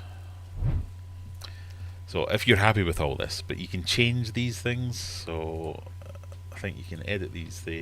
to choose the audiences you want to show on these things, to show how relevant you are to them. And then when you get the bazillion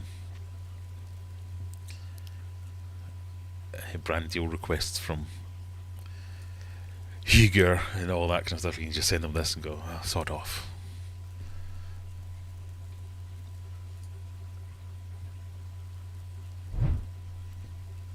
So I have dabbled with it, I haven't used it.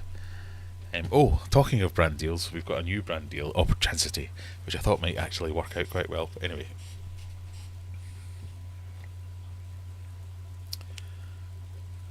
I'm a bit wary of it as there's so much small print involved. It's a safer way to get brand deals through YouTube. It is, but I don't think I'm big enough to have used it the way YouTube intended it would be used, where they would also almost be the mediator. I shouldn't have done that. Almost be the mediator between the brands and that and yourself. Whereas most of the brand deals that I get offered are sent outside of YouTube, so they'll email me and say, "Hi Aquarium Adventures, I've been a big fan of your video for a long time and I think we're a great match. Will you sell my..." and it's, I don't know, tampon washer, and I'm like, how am I going to, what? Whereas I think the Brand Connect stuff is more meant to be stuff where it matches you with the advertisers within the YouTube system, if I'm right. I don't know if I am right or not, and it's never happened. But the PDF that you get when you are approaching brands, if you approach brands to say, hey Fluval, Eheim, I make aquarium content, I'd love to work with you, here's my stats, that's kind of good. If it's only happening when you turn left, so sorry, we're cutting between YouTube advice and fix my car. If it's only happening when you turn left, I check your track rod end bush. Okay. If it's four wheel or front wheel, check the CV axle for leaks. That's the drive shaft, and it is front wheel, so the CV boot is something I haven't checked it because I wouldn't know what a CV boot looked like if it was leaky or not. But they did check my CV joint and that was fine. Grab the CV shaft, push it back and forth. Sounds like a jest, but if it's loose it will shake. If it's good you won't be able to budge it. Okay, I could try that.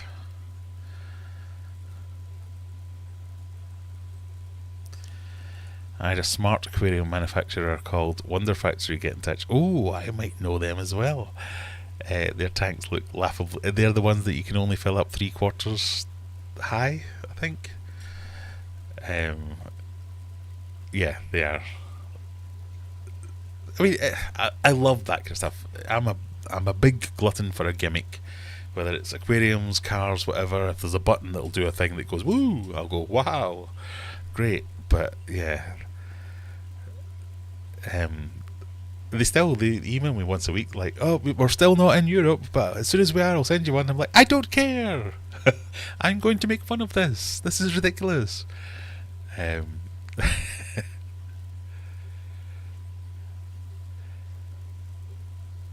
That's the one. Yep, I can't wait to get it, 'cause it does look like it's good, but there's huge flaws in it that I could see just from looking at their document. Right, we were going to do a quiz, weren't we, people? So whoever wins the quiz gets a thing. So this is the Eliminator. You get 10 questions right, you get them prize straight away. There are 15 of you in.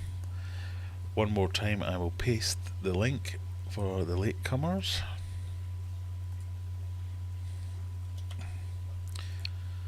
Pasting, copying and pasting is one of those that hurts. Moving that way. Anyway, oh, Mandy's buffering 3 times now. Oh, sorry everyone. My kids might have just gone to bed and started playing on the Wi-Fi. Although it says I'm fine. Hopefully it's just another glitch.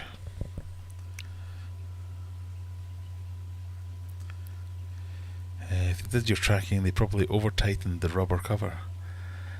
It's not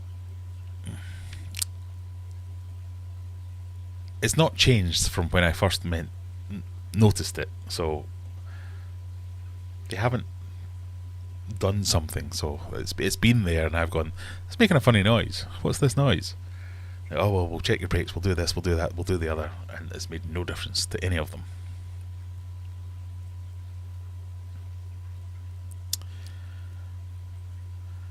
But I've got to drive to Glasgow in that car next week, or the week after. So I could do with knowing what to say to the garage person. Because when I go in and go, it's making a funny noise, and they go, no it isn't, here it's back, and I'm like, oh.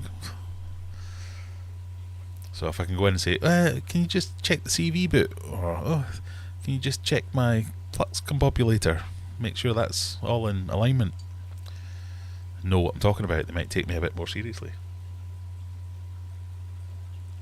I'm pretty sure I walk into these places with like a hat that's just got dollar signs on it. Go, take my money. Right, are we ready for the Eliminator? I think we are. Here we go.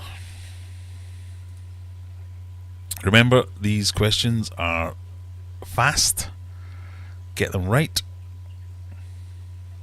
Move on to the next question. Get them wrong, you're out.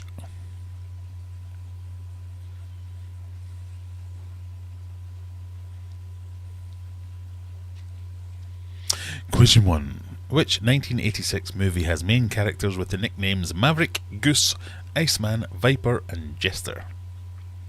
Is it Side Out, Commando, Top Gun or Roadhouse?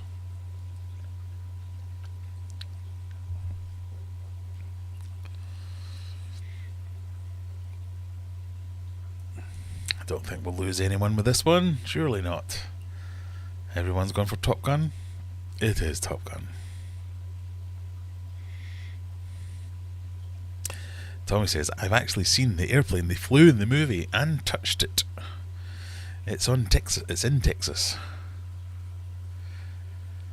Scott's going to Scotland in 2 weeks too. Give us a lift. My car's knackered. Give me and my 3 kids a lift. Pardon me. Question 2. So we're obviously all still in. Here comes question 2. The British Prime Minister resides at 10 Beep Street in London. Is it Downing Street, Shaftesbury Avenue, Arcadia Road or Baker Street? I realised by leaving the word street in the question I might have given it away somewhat. Made it a 50-50, but no, everyone has gone for Downing Street. That's where the Chancellor lives, not the Prime Minister. And the Prime Minister. Everyone's still in. Question 3. Downing Street. Yeah. Here we go. Question 3. What type of vehicle is a catamaran? Is it a car, a bicycle, a boat, or a plane?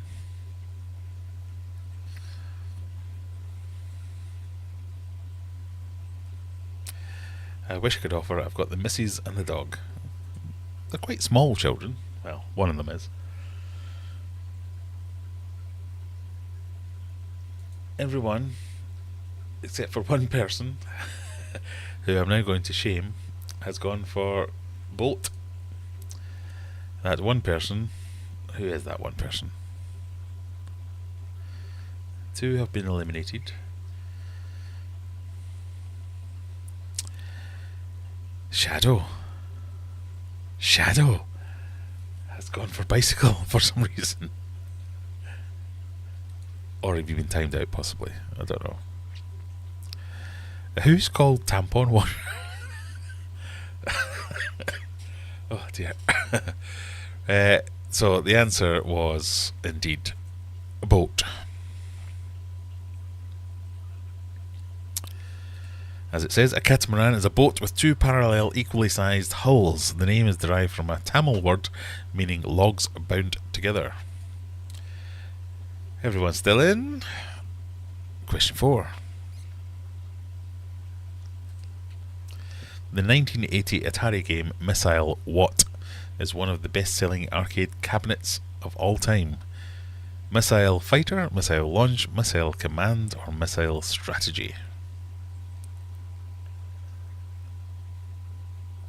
I think we got a few people with time on that one. 14 going for Missile Command because Missile Command is the right answer. And gameplay in Atari's Missile Command paralleled that of the US's actual National Missile Defense System. So, we've still got Stevie P, Timbo, Carter, Tash, T-Man, Brian H, Zenny McGinger, Gasmas, Buddy McButty, Scat, Juggler, False Inspector, Tropical Attack, TV, Aquarium, Shed. Easy for me to say. Question 5. What blockbuster filmmaker founded Amblin Entertainment, named for one of his early short films in 1980? Steven Spielberg, George Lucas, James Cameron, or Robert Zemeckis? Amblin Entertainment. So the logo there I thought would help a few people. And probably has, because 11 of you have gone for Steven Spielberg, and it is indeed Steven Spielberg. Amblin Entertainment is named after his 1968 short film Amblin, but you might notice the logo from things like E.T., etc., etc. I guess that reminded me of E.T. There you go. So, we've still got a good few people in. This is where the questions start to get a little bit more difficult. Question number 6. What classic rock band composed the rock opera Tommy, which follows a deaf and blind pinball champion? Okay, maybe not that hard. Is it Led Zeppelin, The Who, The Kinks, or Black Sabbath?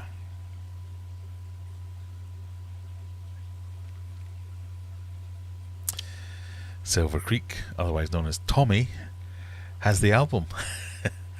He was a pinball wizard, or a pippinball wizard. It was indeed The Who, which 9 of you got. Well done, 9 people. Stevie P, Timbo, Carter, Tash, Brian H, Botty McBotty, Juggler, False Inspector, and Aquarium Shed are still in. As we go on to question number 7.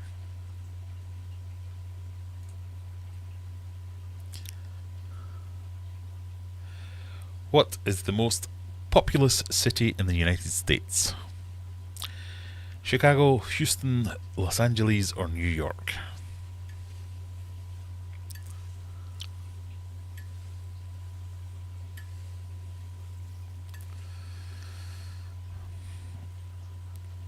Okay, so we've got 3 going for Los Angeles and 6 for New York. It is New York. New York City is the most populous city in the United States and the 11th most populous city in the world. Stevie P, Carter, Brian H, Botty McBotty, Juggler, and Aquarium Shed are our remaining players. We have 6 survivors going into question number 8. Here it goes. Does that include the homeless? I do not know. Question number 8. Which of these is not the name of a domestic breed of cow? Hereford, Holstein, Lacoon, Limousin?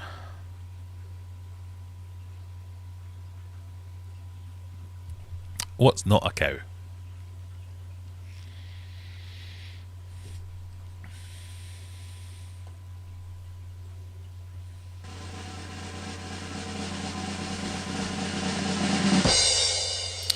Lacoune.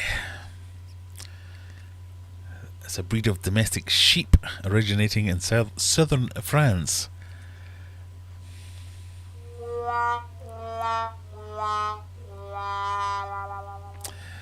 Yeah, we have no survivors at question 8. Let's go on question 9 anyway, just to see if anyone got it. Question 9. Remember, whoever answers correctly gets some form of kudos and nothing else.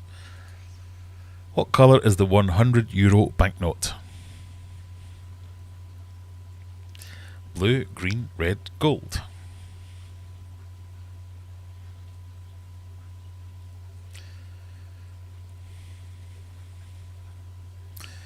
Zen Ginger goes with B, which is the correct answer. You got that first. Well done, Mandy. And the final question. See if anyone gets this one. Are we ready?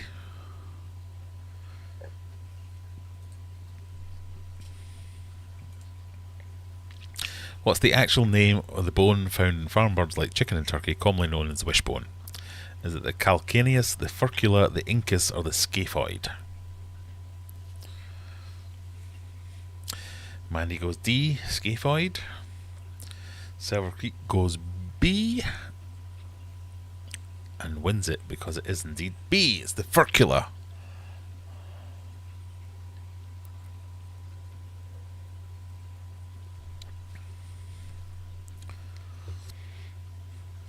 Oh, I'm a bit cold all of a sudden. So that's it. It was a bit of a letdown. Insane. It was unreal that nobody got that one right.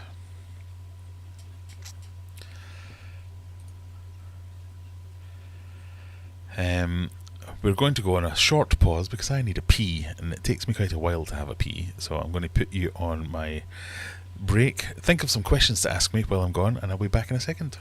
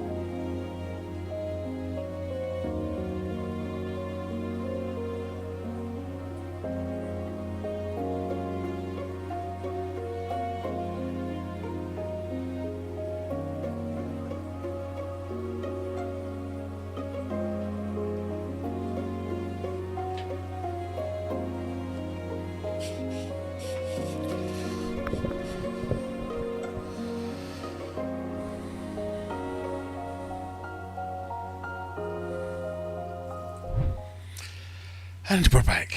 Sorry. It takes a lot of time because you have to take these off to be able to wash my hands and stuff. It takes a while.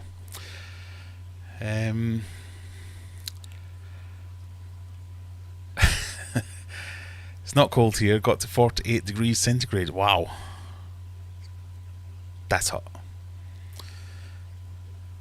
I've only ever... It got to 42 degrees Celsius here 2 years ago, 3 years ago. But that was ridiculously hot. I'm not going to get into the whole argument about how normal temperatures in Britain are a lot hotter than they are in the UK.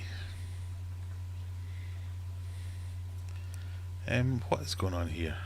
I seem to be miles behind. There we go.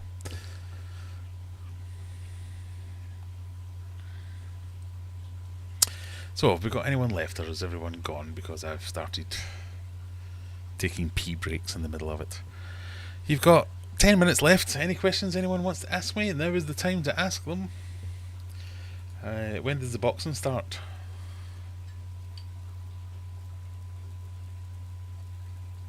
What's it called? I wonder if there's a way to illegally download it.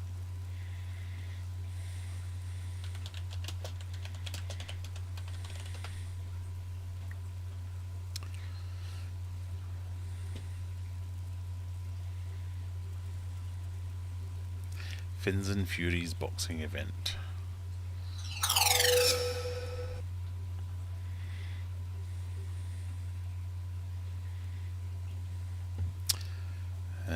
Okay.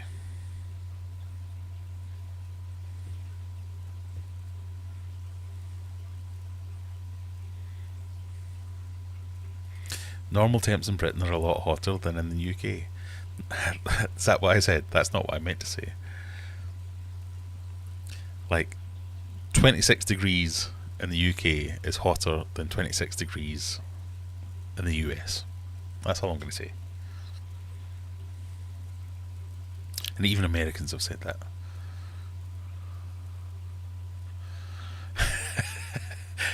Sorry, it's just the way these questions come in sometimes. So, Brian, question. When you got the emergency pool, what did you wash it down with? Lisa says, southern parts. I did not wash it down with southern parts. When I got the emergency pool, what did they wash it down with? I didn't wash it down with anything really. I just filled it up with water, gave it a bit of a scrub, and rinsed it a couple of times. So filled and rinsed a couple of times, and nothing else. I've seen people who the emergency one that I got was, I can't even remember how big it was. It was like 7 foot by 3 foot, something like that. But I've seen people who have got the bigger one, so I bought that for my fish, and then for my kids I bought the massive Best Way. It's like 10 foot round pool. That's really big. And I've seen people use them for koi without doing anything other than, I've got it here, I've got it out of the packet, I've set it up, I've filled it with water and put the fish in, with nothing else other than that. So, in answer to your question, no, I didn't use anything really to clean it or anything to wash it down other than just water. I know what you meant, but it's not what you said. I do that a lot. So I've often thought about, especially as in fact, can I probably show you this?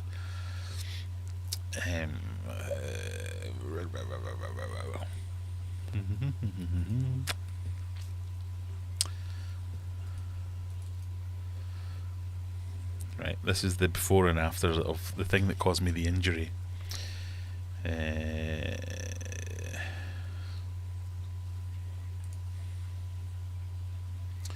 No, don't want that over there. I don't want that. Sorry. As Jack would say, I'm doing live resizing.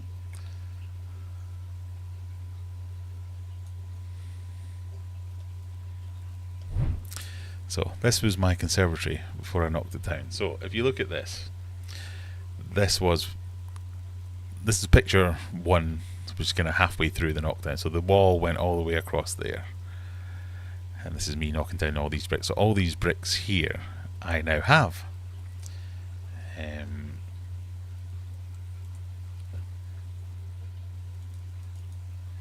That's what it looks like now, so that's with all the stuff taken out. So I've left this wall here because it kind of gives us a bit of privacy, but there's still like kind of 3 feet worth of bricks and stuff on these sides that I've taken out. So my great idea was, why don't I use these bricks to build a wall around my swimming pool and make it a raised koi pond, because that would be so much better, because I've got loads of them.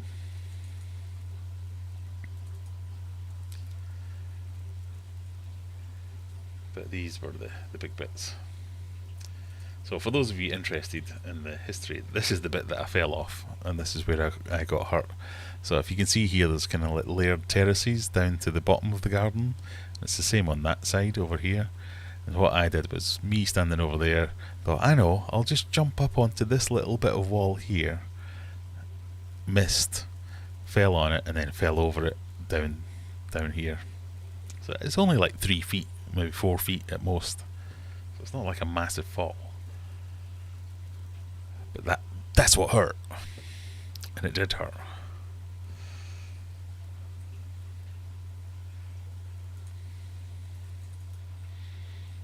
And that's what it did to my legs. So that's the leg that hurts at the moment, and that's the one that's had the ligament pulled or stretched or whatever it is. So there you go.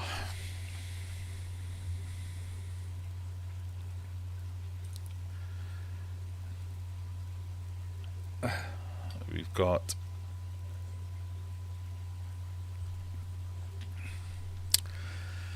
do you know what? I didn't fall on the bricks.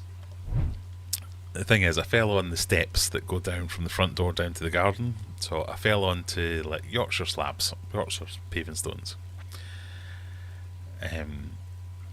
Fell onto concrete with my knees, and then fell again. The head first bit where I had to put my hands out was onto the paving stones, but I was like that much away from landing on the glass and the metal from the windows that I'd taken out.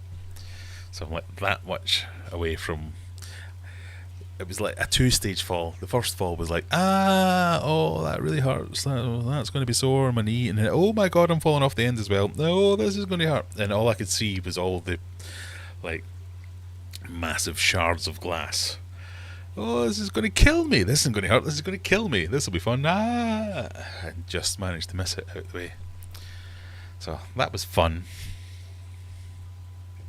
But it does look much, much better, I must say. I think I've increased the value of my house.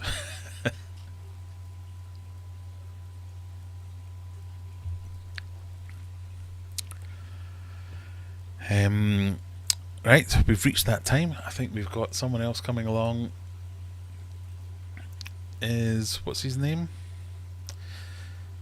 Coldwater Aquatics, are they streaming tonight?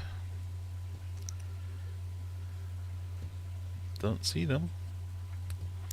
Who knows?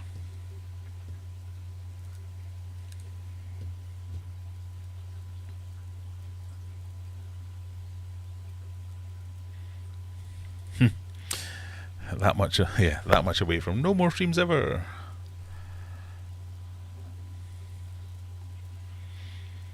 But more importantly, I did save myself over £5,000 because that was the cheapest quote we got to remove it properly by actual proper tradespeople.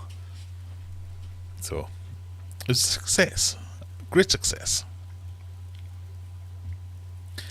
Right, if nobody's got any more for any more, I think I'm going to call it a night and get some well needed rest and go for a wee sleep. I know I've not managed to get a video out this week, so if you're feeling generous, go and watch an old video again. I don't know. But hopefully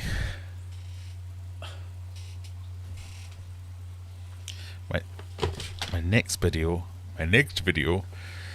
is going to be another Temu haul where I've got things called curtain filters. What's that, you may ask? A 3-in-1 fairy filter. I didn't even know I had fairies in my aquarium. I will be making that joke in the video. And a box, I don't know what's in it, because I can't remember what I ordered. So these were all the things Timu offered me for free because I like aquariums. That'll be the next video. Bits of tube. But I can't really work any of it. But I do like the fact in this aquarium they have a turtle and a discus.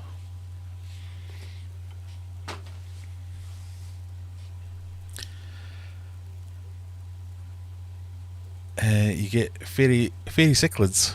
Yeah, do they need a special fairy filter? Who knows? Right, thank you everyone for watching. As always, it's been emotional. I've loved having you here. Unfortunately, nobody won the Eliminator, but there's always next week. Come back next week. Let's see how we get on. Until then, thank you for joining me. Bye.